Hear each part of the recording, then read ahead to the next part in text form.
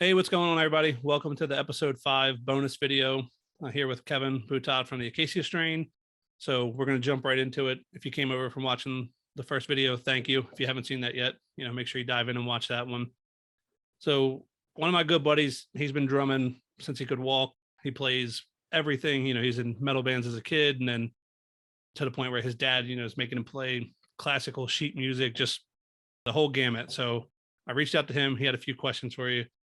So, first one, whatever comes to your mind first, what song of yours took the longest to record or was the most difficult? Ooh, Your actual drum part, not as the whole band. right. No, yeah. Damn. So I typically get everything done pretty quick. I like hate talking about myself in this sort of way. Like it's I hate like tooting my own horn, but I do everything pretty quickly. But I would have to say probably a couple songs on Death is the Only Mortal, which it was unfortunate, but I literally only had a day to record my drums because DL had his home life going on because he produced the whole thing. So between work, raising a family, the man was very busy.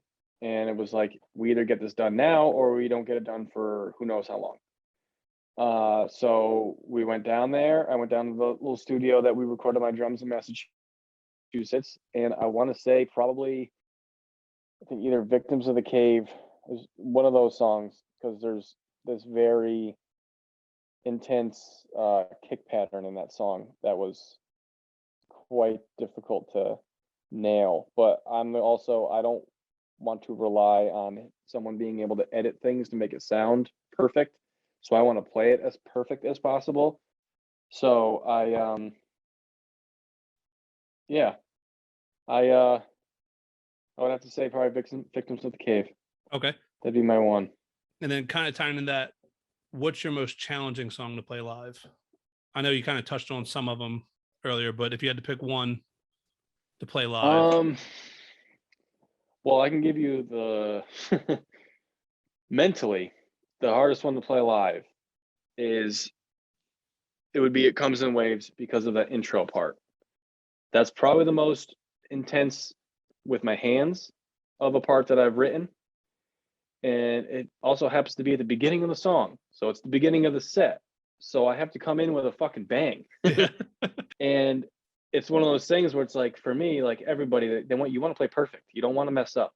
So even if it's another one too, where it's like, it's so like I have to be so precise. So if I get a stick stuck under a drum and like fuck up going down the drums, like down the toms on the drum roll, like it could just fuck everything up. Now playing with the click track, like I could fall off the click. Like it's very nerve wracking to start playing that one. So playing live mentally, leading up to that part, like there's a video of me playing the whole record right now on YouTube that Tim Kayem put out.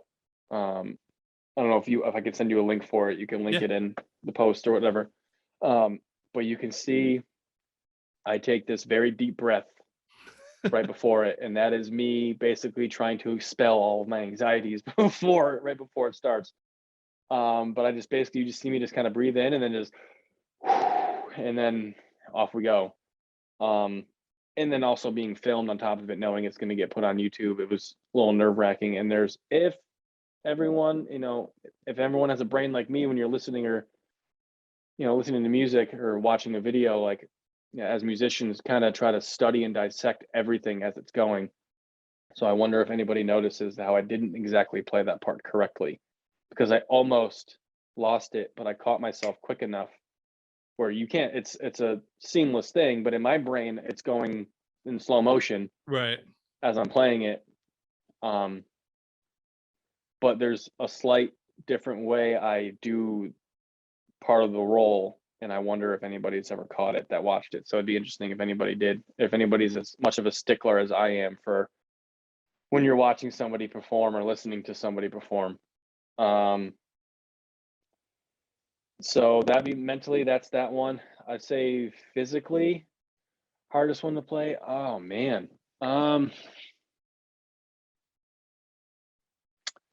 This is a hard one. I really don't know if I have. It's gonna be hard to pick something out. Probably when we played Brain Dead. Oh no. Mouth of the River from Death is the Only Mortal, because that song is just, my feet are going almost the entire song. There's like no, I'm either doing straight like, single strokes with my feet, or I'm doing triplets and just, but over and over and over and over and over. There's like barely a break, but both of my feet are working that entire song. I don't think there's one part except for the breakdown at the end, where I'm just using one foot for the pattern. Okay. And that, I would say that's probably my most physically taxing song to play live, but also one of the most fun. Because there's a point in that song where the verses, my hands and my feet are all going, syncopated together, the whole time. So it's just, there's a lot going on. It seems that's like another one where there's another one after it was written, I was like, God, what the fuck did I do to myself? And it's like same thing Vincent will say too about, when he records in the studio, he's like, oh, that sounds great. But then it's like thinking about it afterwards, it's like, wow, I just wrote all those words that I have to say now live. Yeah. Fuck. It's worth it. So day of show, you listen to music. What do you listen to before you play? Is there any genre, anything specific? I'm sorry, what was that? I just got distracted. What was the question? No, I'm sorry. Day of show, before you play, you got a couple minutes to listen to music. Genre of music? Yeah, what are you listening to? Or does it just vary? So it's dude, this is gonna sound like the weird, so since being a musician and being around it so much on tour, like even in the van, like the only time I really listen to music is if I'm driving. But most of the time we're driving at night, so I'll try to listen to podcasts because it helps keep me awake more. But on tour, I'm gonna be 100% honest. Like I don't listen to much music, and if I do listen to music, I'm a big fan of listening to a lot of instrumental stuff, and it's mostly gonna be like Hans Zimmer movie scores, or like movie soundtracks, or a lot of like doomy stuff. Just a lot of nothing that's, I don't know. It's a weird thing for me. I don't like to listen. I don't know. So it's weird. I don't like to listen to much music when I'm on tour, and even when I'm home too. Like if I'm in the car, it's usually podcasts or driving in silence, because I'll use that time to go over a million things I have going on in my head that I don't want to be distracted from, and go through it that way.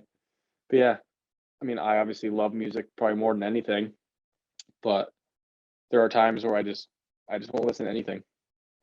And I don't want to listen to something. Sometimes it'll psych me out before a show, listening to something else, because it's a weird, another psychological thing where I'll just lose it.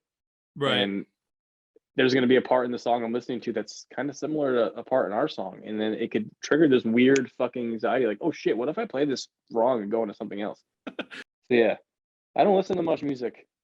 Or I definitely don't sit down and like try to zen myself to something before we play. Okay. Ever. It's just whatever's going on in the background, whatever band's playing, and I'll just sit there, and usually I use my shoe as a practice pad. I'll just put my one foot up on my knee and I just sit there and play on my foot. All right. Yeah, no, there's no special ritual. Okay. And then so when you're not playing Acacia Strain, like if you just got, say you got an hour or two just to play on your own, you're not practicing for anything, what's your favorite style to play? That varies, but normally I'll probably throw on like a Rush record and play along with the greatest that's ever played, Mr. Neil Peart. I usually try to do a lot of stuff like that, a lot of more laid, not something as intense, like physically, like fast or, super demanding. Try to something that, I mean, I've been listening to Rush my whole life. Most of those songs that I'm gonna play, it's so imprinted into my like DNA that it's like I'm almost playing for my own band at that point. But yeah, definitely some good Rush, good classic rock. Deep Purple is also very fun to play along with. Yeah, a lot of the oldies but goodies. Yeah, I was gonna say, I know you got some of the some videos of you playing Rush on your Instagram, and I've seen the Mhm. tags where you're saying Neil's the greatest ever. Oh, I'll never not say that. Rest in peace. All right, well, we'll wrap it up there. I know we got to get you out of here. Yeah, I definitely got to go. If you want to, um, if you have some time, maybe later this evening, 'cause I know I'm a couple hours ahead of you. So if it's like a little bit later at night, like maybe once my little kiddo goes to sleep, we can maybe do your 5 minute story because I really Yeah, gotta go. yeah, that's fine. Yeah, I keep looking at the clock and I'm like, oh, we got plenty of time. I got plenty of time. And we'll be talking and I look up and it's like 15 minutes went by and I'm like, oh fuck. It's like, shut up, we're Kevin. good.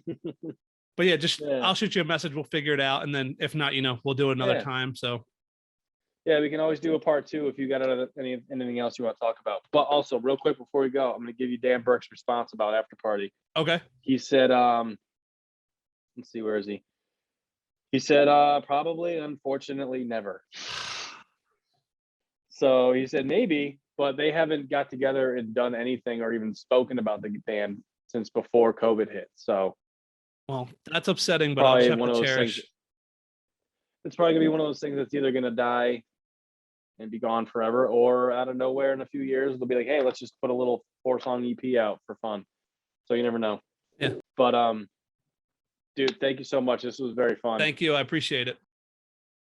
But yeah, like I said, I really gotta go. But let's touch base later this evening and maybe we could do that quick thingy or Yeah, figure out maybe a part two. perfect. So thank you, and again, thank you All right. everybody that watched and listened. So appreciate it. Yeah. Thank you also everyone that watched and listened to me ramble for going on a couple hours now. Nah, perfect. So, but yeah, thank you. I'll shoot you a message, and then thanks for everything, and then again, congratulations on 4 years tomorrow. So, Yes, thank you so much.